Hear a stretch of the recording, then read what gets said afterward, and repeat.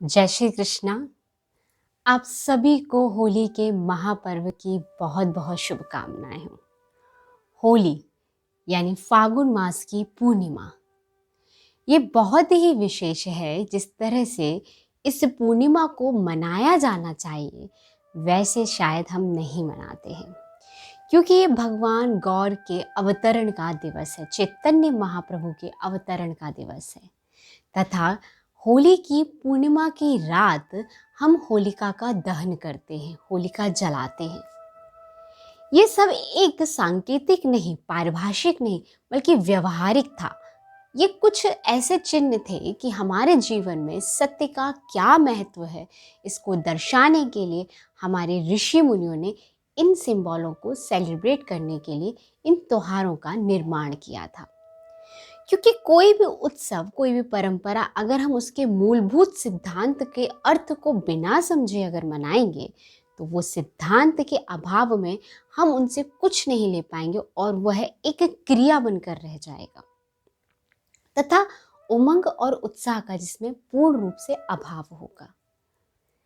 क्या कहती थी ये होली? क्योंकि वर्तमान में हम जो होली का स्वरूप देखते हैं अव्यवहारिक है तथा असभ्य भी प्रतीत होता है।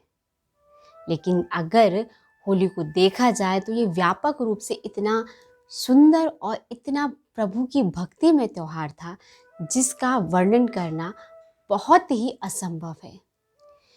भगवान की सृष्टि और सृष्टि में जितने चटक रंग, जितने असंख्य चटक रंग हमें संपूर्ण प्रकृति में दिखाई देते, वैसे ही ये असंख्य चटक रंग हमारे जीवन में भी होते हैं। उतार चढ़ाव, खुशी, हानि, लाभ, सुख, दुख, इन्हीं रंगों से हमारा जीवन सुसज्जित होता है।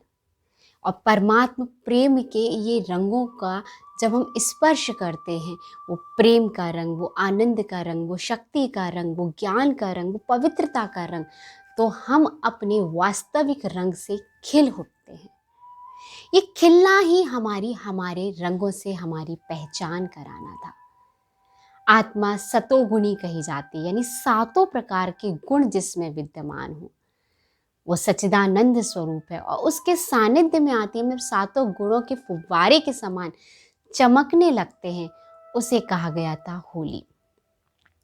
होली भारत देश में विभिन्न प्रांतों में विभिन्न तरीके से मनाई जाती है। इस फागुन मास की पूर्णिमा की शाम के दिन, जिस दिन होली जलाते हैं, तो होलिका को घास का बनाकर जलाया जाता था।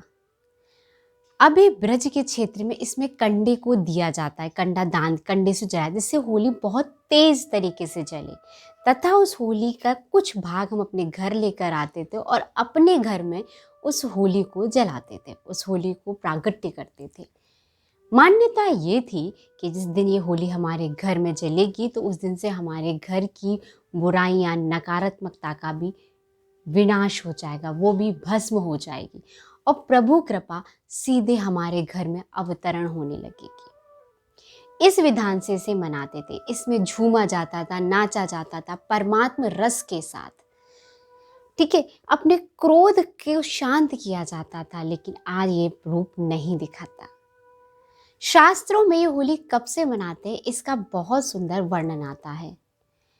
भगवान के दो द्वारपाल थे, जय और विजय, जिन्हें 3 जन्म तक मनुष्य रूप में अवतार यानी सृष्टि पर अवतार लेने का श्राप मिला था, जिसमें से हिरण्याक्ष और हिरण्याकश्यपु, ये दोनों भाई बनकर उन्होंने अवतार लिया था। सारा संसार, यहाँ तक कि देवता भी हिरण्याकश्यपु से डरते थे और उनकी पूजा किया करते थे। लेकिन भगवान की लीला का किससे पता था? जिस हिरण्याकश्यपु को ये भान था कि वह स्वयं भगवान है, लेकिन उसी के घर में उसका पुत्र ने भगवान के यथार्थ रूप को पहचाना और उसे भगवान ना स्वीकार करना अपने जीवन में आधार बनाया, उसे कि आप भगवान नहीं हैं, ये स्वीकार किया। जब ये सारी चीज़ें स्वीकार की तो हिरण्याकश्यपु को बहुत बुरा लगा और उन्होंने प्रहलाद को सांपों से कटवाया, कुएं में फिकवाया, अंधेरे कुएं में फिकवाया, तलवारों से उसे कोंचा गया, उसे पहाड़ों से गिराया गया, नदी में बहाया गया, जितना हो सकता था उतना कष्ट दिया। और जब इन सभी कष्टों से वह उसका कुछ नहीं बिगाड़ पाया तो उसकी एक बहन थी होलिका, उसे बुलाया गया और कहा, उसे वरदान था ब्रह्मा द्वारा कि मेरे पुत्र को गोद में लेके बैठो, तुम्हें तो अग्नि जला नहीं सकती और इस पुत्र को भस्म कर दो। वो कैसी बुआ थी जो अपने ही भाई के पुत्र को गोद में लेकर बैठी और इस भान में बैठी कि ये अग्नि मेरा कुछ नहीं बिगाड़ पाए। लेकिन प्रभु का प्रेम और प्रभु की कृपा इतनी अद्भुत होती है कि जब होलिका बैठी तो उस पुत्र को लेकर के थी, लेकिन होलिका खुद जल गई और प्रहलाद का बाल बांका नहीं हुआ। गीता में कहा है भगवान ने कि हे अर्जुन, ये कहो कि भगवान के सानिध्य में रहने वाले जितने भी बच्चे हैं, जितने भी भक्त हैं, उनका बाल बांका नहीं होता।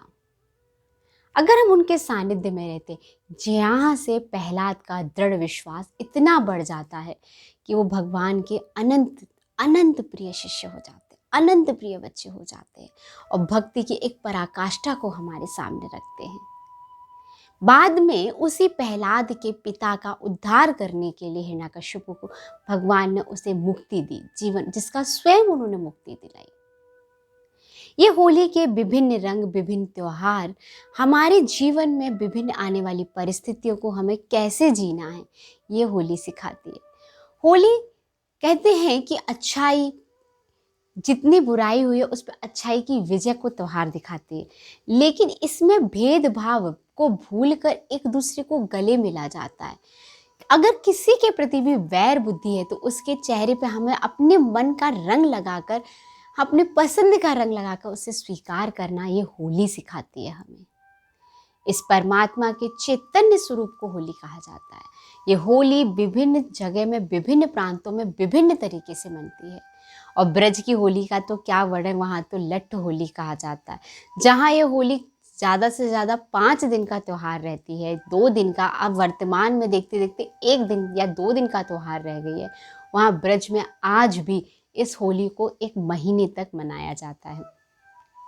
वहाँ ब्रज की धूली होली भी खेली जाती है, क्योंकि ब्रज की धूल में जहाँ स्वयं प्रभु अपने पैरों से चले थे, उस धूल को अपने चरणों, अपने माथे पर लगाना बहुत विशेष माना जाता है। इस होली के पावन त्योहार को परमात्मा के सभी रंगों में, परमात्मा के द्वारा प्रदान वो आत्मा के अलौकिक रंग को अपने अंदर धारण करते हुए इस साल हम वास्तविक होली को आनंद लें, ना कि अव्यवहारिक होली का। मैं परमात्मा से प्रार्थना करूं कि आपके जीवन में उनके व्याप्त रंग इतनी खुशियां लेकर आए कि इस रंग को उतारना मुश्किल हो जाए, क्योंकि ये रंग एक बार चढ़ता है परमात्मा का तो ये कभी उतर नहीं सकता। इसी के साथ होली की एक बार फिर से आप सभी को बहुत बहुत शुभकामनाएं। जय श्री कृष्ण।